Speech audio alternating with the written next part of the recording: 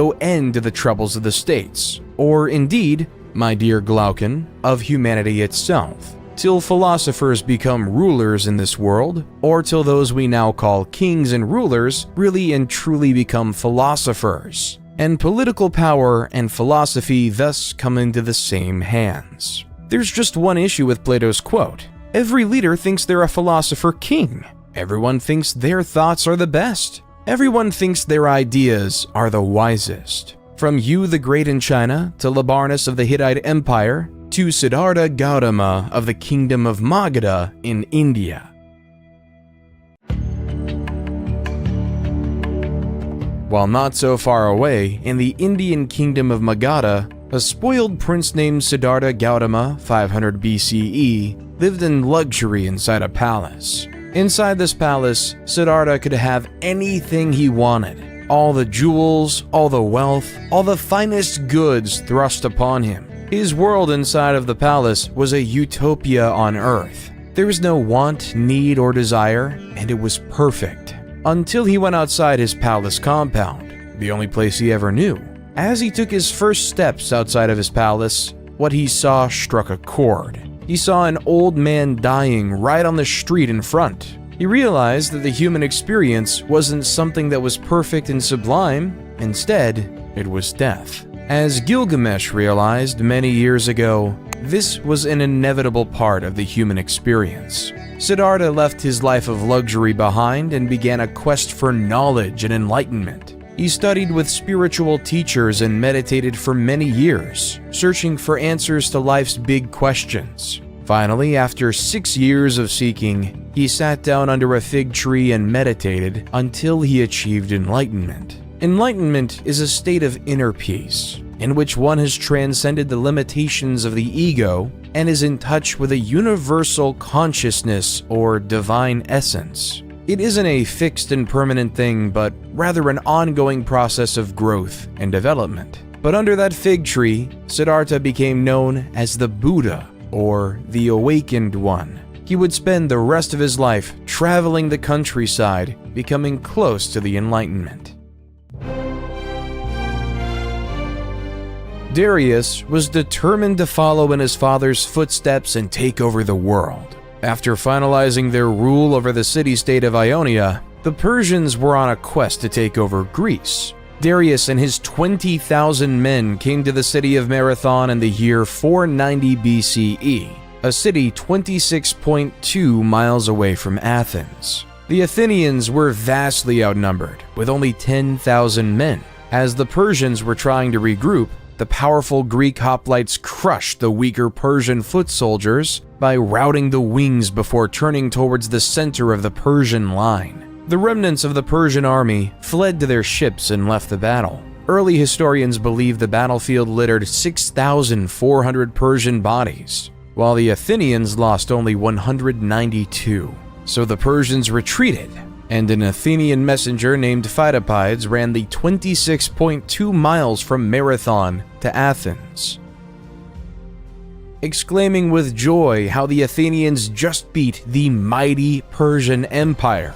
All of Athens went crazy with this fantastic news, hence leading the Pheidippides' historic trek to be sketched into history as the world's first marathon. However, the Persians weren't done, even with Darius I dying of mysterious circumstances. His son, Xerxes I, took over the crown and wanted to complete his grandfather's legacy. In 480 BCE, Xerxes I wanted revenge, so he brought his enormous invasion force of over 100,000 soldiers and was dead set on conquering Greece. Then, at a narrow pass at Thermopylae, the Spartan king Leonidas had his force of 7,000 Spartans maintain the defense. Leonidas knew of his disadvantage and developed a bold and daring plan to defeat the Persians. Rather than waiting for the Persians to attack, Leonidas ordered his soldiers to make a surprise attack on the Persian camp, catching the Persians off guard and disrupting their formation. Despite their success, the Greek army was ultimately overwhelmed by the Persians, who attacked from all sides and eventually broke through the Greek defenses. Leonidas and his soldiers fought with courage and determination. Still, they were ultimately defeated. Then came the Battle of Salamis, where the Greeks could change the tilt of the war in a naval battle between the 500 Persian trireme and 300 Greek trireme. It didn't look good for the Greeks. Still, the great Athenian general, Themistocles, employed his plan to move the Persian fleet into the narrow straits of Salamis and hit the enemy fleet so hard that it had nowhere to retreat. After a massive sea battle, Themistocles won Greece the victory and changed the face of the war. The Persians still had their goal: conquer the Greek city-states. Xerxes had returned to Persia, leaving Persian general Mardonius in charge of the Persian force for most of the significant battle yet. After diplomatic talks ceased, Persia knew they had to attack. As the Persians sent their troops to Plataea, the Greeks knew they had to work together. With 30 various Greek city-states working together, they were able to field a massive 110,000 hoplite army with the primary purpose of defeating Persia, though that was nothing compared to the estimated 150,000-man army of Persia. The battle was fierce and intense, with both sides fighting with ferocity and determination. The Greek hoplites continued to be effective against the Persian cavalry and archers. The Greeks also strategically used the terrain, fighting on a slope that helped offset the Persian numerical advantage. In the end, the Greeks defeated the Persian forces and secured a decisive victory. The Persians suffered heavy losses, and Mardonius was killed in the fighting. The Battle of Plataea marked the end of the Greco-Persian Wars and the Persian threat to Greece.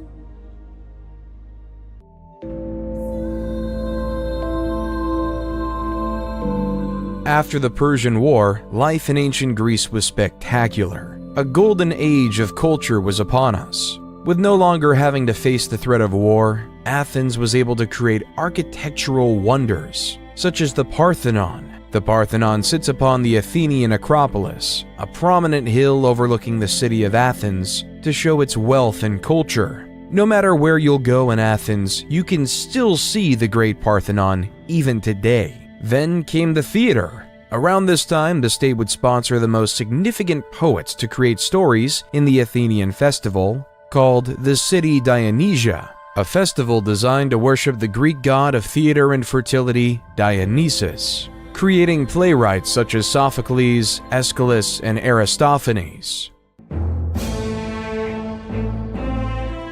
States were hungry for power. Athens was recruiting city-states into their Delian alliance, while Sparta was recruiting city-states into their Peloponnesian alliance. Both Sparta and Athens felt like they should control the city of Korkia, hence why in 434 BCE, war was upon the Greek peninsula, resulting in naval battles such as the Battle of Siblos and the Battle of Pylos. By 421 BCE, a short peace was negotiated. However, this peace would not last, and Athens had their eyes on Sicily. Initially, the expedition was going well. The Athenians established alliances with several Sicilian cities, and won several minor skirmishes against the Sicilian forces. But soon, Alcibiades, one of the greatest naval generals in history, was recalled to Athens to face charges of sacrilege. The Athenian fleet was left without his leadership.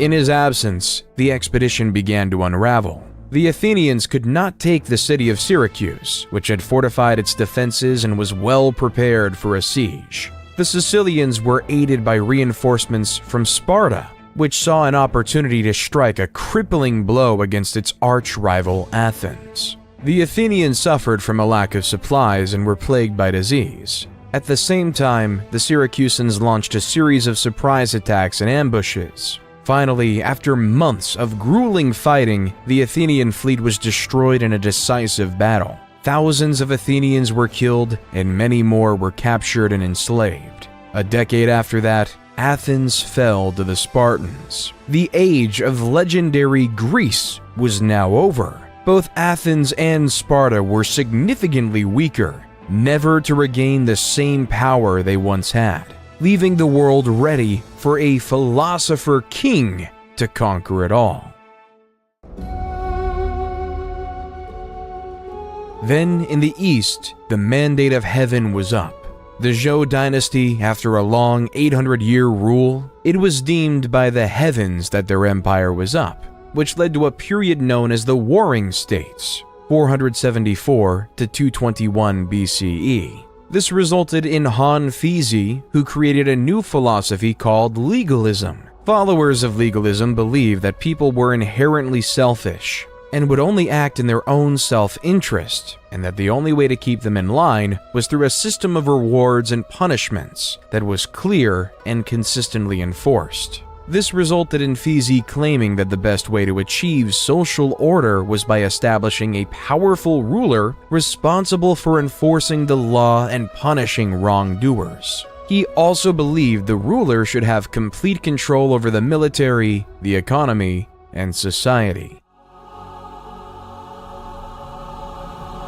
While in the heart of the Oaxaca region of Mexico, the Zapotec civilization started to flourish. The capital city of Monte Alban was being built on a mountaintop overlooking the entire Oaxaca Valley. Perched on the mountaintop overlooking the Valley of Oaxaca, the city was home to a ruling elite who oversaw a hierarchical social structure that included middle-class artisans and lower-class farmers. The people of the Zapotec civilization were known for their innovative agricultural practices, including the cultivation of maize and other crops, which sustained their communities in times of drought and other environmental pressures. They also developed an early writing system, which used a combination of symbols and glyphs to represent words and ideas. They developed an advanced calendar system based on 260-day and 365-day solar cycles. In Greece, during the year 356 BCE, in the city of Pella in the Kingdom of Macedon, the greatest commander in history was born. Alexander the Great grew up knowing he would be a leader, and was the son of King Philip II and Queen Olympia. But the teacher was much more impressive. Since he was a kid, Alexander was tutored by Aristotle. Aristotle is the man who is known as the father of logic. He created the fields of biology and taxonomy by introducing a way to think called the scientific method, a method that is still taught in schools to this day. He also wrote extensively about philosophy, ethics, and art, changing the face of the world as we know it today. This is the man who was in charge of teaching Alexander the Great. Alexander was 20 when his father was assassinated, but his excellent education allowed him to take over the rest of the world. After his father died in 336 BCE, Alexander was hell-bent on keeping his family's power. So when the Greek city of Thebes decided to revolt, Alexander and his army marched 240 miles in 14 days. When Thebes refused to surrender, he razed the entire city to the ground, and 6,000 were killed, and the rest were sold into slavery. The rest of the Greek city-states recoiled in fear, allowing Alexander